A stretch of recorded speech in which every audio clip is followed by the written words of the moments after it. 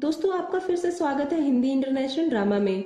आपने endless love के episode 2 में देखा था कि मिन फोन पर रोते हुए डे को बताती है कि वह आर्ट गैलरी के बाहर बैठी है और डे अपना सारा सामान सड़क पर छोड़कर मिन के पास भागता है। आज शुरू करते हैं एपिसोड 3, जिसमें डे भागता हुआ मिन के पास पहुंचता है और दिखता है कि मिन बाहर बेहोश पड़ी है। डे मिन को उठाता है और मिन के चेहरे को देखते हुए सोचता है कि मिन, तुम अपनी आंखें अभी मत खोलना, मुझे तुम्हें कुछ और देर देखना है। फिर डे फुन को फोन करके उसे आर्ट गैलरी में आने के लिए कहता है, पर फुन आने से मना कर देता है और डे को एड्रेस देकर कहता है कि तुम मिन को उसके घर छोड़ दो। और रास्ते में मिन डे को कहती है कि फुन ने आज उसका बहुत दिल दुखाया है और डे को कहती है, मुझे तुम्हारे लिए बहुत बुरा लगता है कि तुम गरीब हो। मैं जितनी भी तुम्हारी मदद कर सकती हूँ मैं तुम्हारी मदद करूंगी। तभी मिन फुन के बारे में सोचकर सड़क पर बैठकर रोने लगती है। डे भी मिन को देखकर बहुत रोने लगता है। अगली सुबह डे अपने डैड के पास मिन की गैलरी का कार्ड देखता है और अपने केयरटेकर से उसके बारे में पूछता है। केयरटेकर डे को सब कुछ बताती है कि मिन डे की किस तरह से मदद करती है। डे को बीती रात में मिन की कही हुई बातें याद आती हैं कि मिन किस तरीके से उसकी हालत पर तरस खा रही थी। डे पैसे लेकर मिन की गैलरी पर उसकी पिक्चर खरीदने के लिए जाता है। मिन डे से पूछती है, तुम इतने पैसे कहाँ से लाए हो? डे गुस्से में था और मिन को कहता है, तुम मुझ पर तरस मत खाओ, और मिन पर पैसे फेंक देता है। दरअसल डे आज फिर से बॉक्सिंग मैच के लिए गया था और वह आज मैच हारकर ये पैसे फिर से लाया है। मिन को डे की हरकत देखकर गुस्सा आ जाता है और वह डे को थप्पड़ मार देती है और डे बेहोश हो जाता है। मिन डे को हॉस्पिटल लेकर जाती है और फुन मिन को बताता है कि डे अपने शरीर को बहुत दुख दे रहा है। मिन फुन को कहती है कि अब मैं सिर्फ तुम्हें अपना एक दोस्त मानती हूँ, मैंने अपना धागा तुमसे काट लिया है। मिन डे से मिलने हॉस्पिटल के कमरे में जाती है, पर तब तक डे वहाँ से चला गया है। मिन डे को सड़क पर ढूंढ लेती है और उसे हॉस्पिटल आने को कहती है, पर डे मिन को कहता है, तुम मेरी हालत पर तरस मत खाओ और मुझे अकेला छोड़ दो। मिन उसे कहती है वह डे पर तरस नहीं खा रही और रात में नशे में कही हुई बातों के लिए डे से सॉरी मांगती है। यह सुनकर डे का गुस्सा कम हो जाता है। डे कार में रखे हुए टिश्यूज को लेने के लिए कार की ओर बढ़ता है, जिसे फुन दूर से खड़ा होकर देख रहा था। तभी मिन अपनी कार की विंडो के शीशे के ऊपर कर देती है और डे का सिर उसमें फंस जाता है। वह डे को अपने साथ हॉस्पिटल आने के लिए कहती है और डे भी मान जाता है। वे हॉस्पिटल जाकर डे के घर डिनर करने के लिए जाते हैं। डे मिन और उसके डैड की दोस्ती देखकर बहुत खुश हो जाता है। क्यों रात में डे के घर आता है और मिन से दूर रहने के लिए कहता है।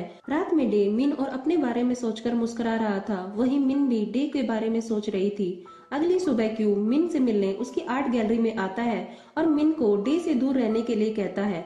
मिन यूनिवर्सिटी में डे से मिलती है और अपनी पिक्चर और उसके बचे हुए पैसों को देते हुए कहती है कि ये तुम्हारे लिए हैं। डे पैसे लेने से मना कर देता है और पिक्चर खरीदने पर जितने भी पैसे मिन के पास बचे हैं, मिन उन पैसों को डे के खाने पर लगा सकती है, जिसे सुनकर मिन मान जाती है और डे को यूनिवर्सिटी की कैंटीन में लंच करने के लिए लेकर जाती है।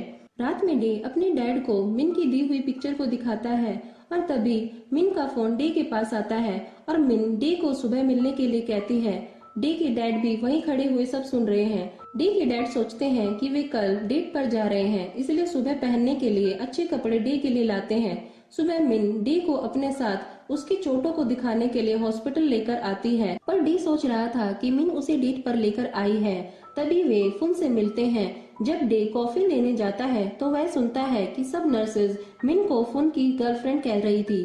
डे मिन से पूछता है कि तुम फुन के बारे में क्या सोच रही हो। मिन डे को कहती है कि अब उसके दिल में फुन के लिए कोई फीलिंग नहीं रही है, जिसे सुनकर डे खुश हो जाता है। डे मिन को लेकर अपने डैड के लिए उसकी मॉम की खोई हुई रिंग लेने के लिए जाता है, जहाँ बातों में मिन और डे को पता चलता है कि उन दोनों की मॉम की डेथ एक ही दिन हुई है।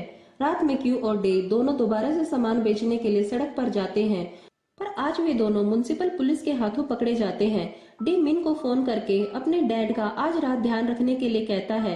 रात में डे अपने घर पहुंचकर देखता है कि मिन भी उसके डैड के कमरे में फर्श पर ही सो जाती है। डे मिन के करीब जाकर अपने मन में सोचता है, काश तुम्हारे लाल रंग का धागा मुझसे जुड़ जाए और मैं हमेशा तुम्हारे साथ रहूं। तभी मिन जग जाती है। डे मिन से थैंक यू कहता है, पर मिन कहती है, मुझे तुम्हारा थैंक यू नहीं चाहिए, मुझे तो तुम्हारा शरीर चाहिए। असल में मिन चाहती है कि डे उसकी आर्ट क्लास में मॉडल बने। डे तैयार हो जाता है। टीचर डे को मॉडलिंग करने पर कुछ पैसे देती है। डी मिन के पास जाकर अपनी स्केच देखता है।